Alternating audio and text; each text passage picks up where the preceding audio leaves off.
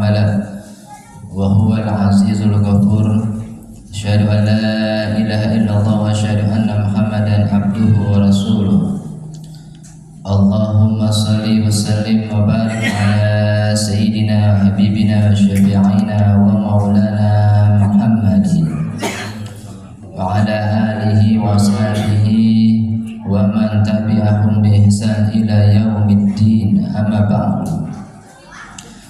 قال الله تعالى في القرآن الكريم أعوذ بالله من الشيطان الرجيم بسم الله الرحمن الرحيم يا أيها الذين آمنوا اتقوا الله حق تقاته ولا تموتن إلا وأنتم مسلمون. Hadirin sidang salat Jumat yang dirahmati Allah Subhanahu wa taala. Marilah kita senantiasa meningkatkan ketakwaan kita kepada Allah Subhanahu wa taala. Takwa dalam arti yang sebenar-benarnya takwa, dengan mengerjakan segala perintah-perintah Allah dan meninggalkan segala larangan-larangan Allah Subhanahu wa taala. Hadirin yang dirahmati Allah Subhanahu wa taala. Pada kesempatan khutbah pada siang hari ini, tema yang akan khatib sampaikan adalah tentang keutamaan memakmurkan masjid. Hadirin yang dirahmati Allah Subhanahu wa taala. Masjid adalah Baitullah, rumahnya Allah Subhanahu wa taala. Dan kewajiban kita sebagai umat Islam adalah memakmurkannya. Allah Azza wa Jalla berfirman, A'udzubillahi minasyaitonir rajim. Bismillahirrahmanirrahim. Innama ya'muru masajidallah man amana billahi wal yawmil akhir wa qama as-salah wa ata az-zakah wa lam yakhsha illallah. Kata Allah Subhanahu wa ta'ala, sesungguhnya orang-orang yang memakmurkan masjid itu adalah orang-orang yang beriman kepada Allah dan hari akhir. Kemudian dia mengerjakan salat, menunaikan zakat, dan tidak takut kecuali hanya takut kepada Allah Subhanahu wa ta'ala. Memakmurkan masjid itu dalam agama Islam, perspektif Islam itu terbagi menjadi dua. Yang pertama, kita makmurkan secara fisik. Artinya adalah kita membangun masjid, kemudian kita menjaga, merawatnya, memperindahnya masjid. Seperti misalkan contohnya kita memasang AC supaya bisa sejuk ketika beribadah. Bisa juga diberikan kaligrafi supaya lebih terlihat lebih indah lagi. Menjaga juga kebersihannya di masjid supaya orang saat beribadah terasa nyaman. Itu yang dimaksud memakmurkan masjid secara fisik, memperindah, menjaga keindahan suatu masjid. Yang kedua adalah memakmurkannya secara non fisik, yakni kita mengisinya masjid tersebut dengan kegiatan-kegiatan yang positif, seperti digunakan untuk beribadah salat yang 5 waktu, tentunya dengan berjamaah, meramaikan masjid, mengisi dengan kegiatan-kegiatan majelis-majelis ilmu, majelis-majelis ta'lim, atau kegiatan-kegiatan yang lain yang positif yang bermanfaat, seperti kegiatan-kegiatan bisa santunan yatim dan acara-acara peringatan hari besar Islam yang lainnya. Ini adalah membangunkan masjid secara fisik dan secara non fisik. Hadirin yang dirahmati Allah Subhanahu wa taala, apa sajakah keutamaan memakmurkan masjid? Keutamaan yang pertama adalah dibangunkan oleh Allah Azza wa Jalla rumah di surga. Masya Allah. Rasulullah Shallallahu Alaihi Wasallam bersabda, barang siapa yang membangun masjid karena Allah Subhanahu wa Ta'ala, maka Allah akan membangunkannya rumah di surga.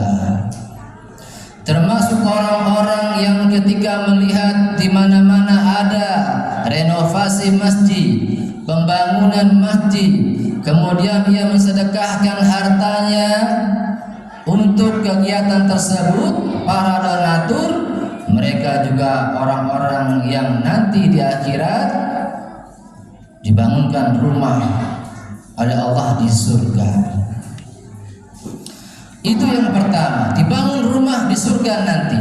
Yang kedua, fadilah memakmurkan masjid adalah Allah berikan yang namanya ketenangan, kemudian rahmat. Rasulullah Shallallahu Alaihi Wasallam bersabda, barang siapa yang mempelajari kitab Allah, mengkaji kitab Allah Al-Quran di salah satu rumahku, masjid, maka kata Rasulullah, maka Allah akan berinya kepadanya sakinah, ketenangan dalam hidup. Nazalat alaihimus sakinah, kata Rasulullah. Allah berikan kepadanya sakinah. Yang kedua juga Allah berikan yang namanya rahmat, kasih sayang Allah Subhanahu wa Ta'ala, dan namanya disebut-sebut di barisan-barisan para malaikat. Itu keutamaan yang kedua. Yang ketiga adalah mendapatkan pahala jariah. Selama masjid tersebut digunakan untuk beribadah, digunakan untuk kegiatan majelis-majelis taklim, maka selama sedang berjalan orang-orang beribadah, ngaji, ibadah salat, maka dia mendapatkan pahalanya dari Allah Subhanahu wa Ta'ala sampai dia nanti wafat di alam kubur, maka terus dia mendapatkan pahala sedekah jariah yang ia berikan. Hadirin yang dirahmati Allah Subhanahu wa Ta'ala, Allah perintahkan kita di dunia ini untuk beribadah kepada Allah Subhanahu wa Ta'ala. Wa ma khalaqtul jinna wal insa illa liya'budun. Kata Allah, tidaklah aku utus jin dan manusia melainkan untuk beribadah kepadaku. Ibadah kepada Allah. Ibadah dalam ajaran agama Islam terbagi menjadi dua. Yang pertama ibadah mahdoh. Ibadah mahdoh ini adalah ibadah yang terdapat dalam rukun Islam. Mengerjakan salat yang 5 waktu, menunaikan zakat, berpuasa di bulan suci Ramadan, mengerjakan haji ke Baitullah jika mampu. Apabila tidak dikerjakan, tidak salat, tidak puasa Ramadan, maka kita bisa berdosa. Ibadah mahdoh. Ada lagi yang kedua yang namanya ibadah ghairu mahdoh. Ibadah umum yang kalau kita niatkan ikhlas karena Allah, mencari ridhonya Allah Subhanahu wa Ta'ala, maka kita akan mendapatkan pahalanya. Apa contohnya? Contohnya makan.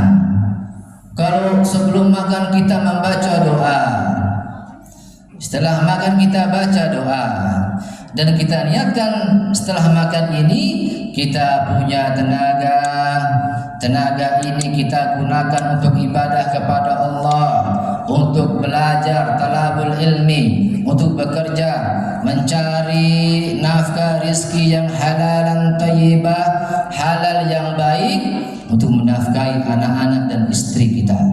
Maka makan kita itu bernilai ibadah dan mendapatkan pahala dari Allah Subhanahu wa taala. Makan. Yang kedua, apalagi contohnya? Contohnya tidur.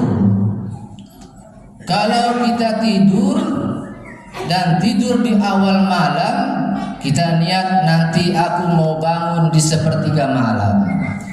Aku mau nanti sholat tahajud 2 rakaat. Jaga sholat tahajud 2 rakaat saja, dijaga dalam hidup. Setelah sholat tahajud, aku nanti berzikir, zikrullah. Setelah itu adalah membaca Al-Qur'an, tadarus Quran, baca Al-Quran sambil menunggu datangnya azan subuh.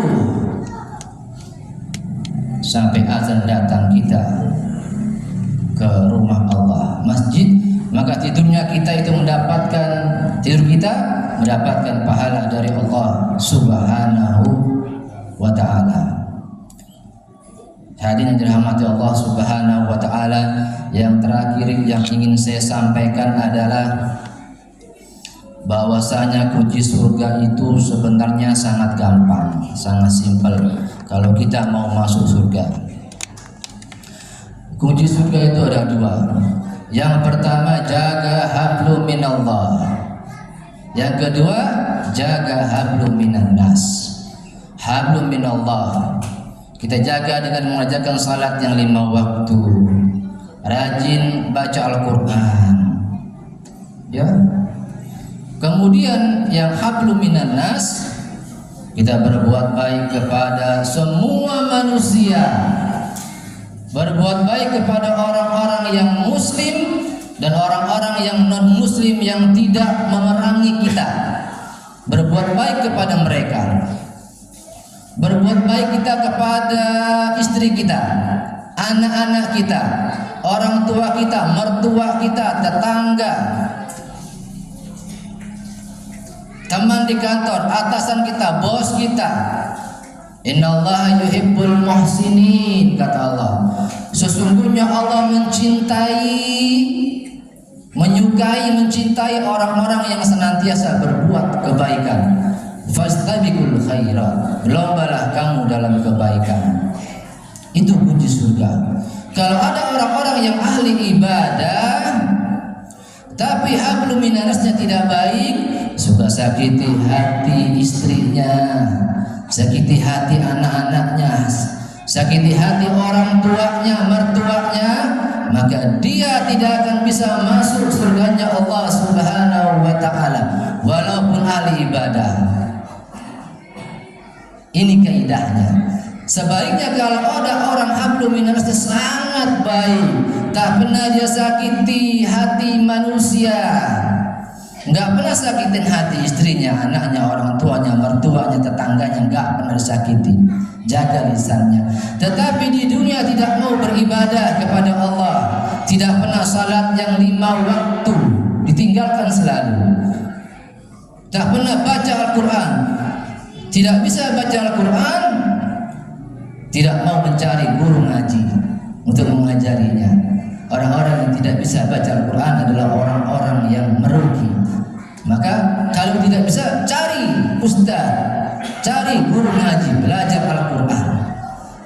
Nah ini ya, kalau tadi dia hablumnasnya baik tapi tak mau ibadah, maka dia juga tidak akan bisa masuk surganya Allah Subhanahu wa ta'ala. Maka hidup di dunia ini, jagalah hablum minallah kita dengan sangat baik, terbaik, the best. Ibadah yang the best. Dijagalah hablum minas kita dengan yang terbaik juga, yang the best juga. Semoga bermanfaat. Barakallahu li wa lakum fil Qur'anil karim wa nafa'ani wa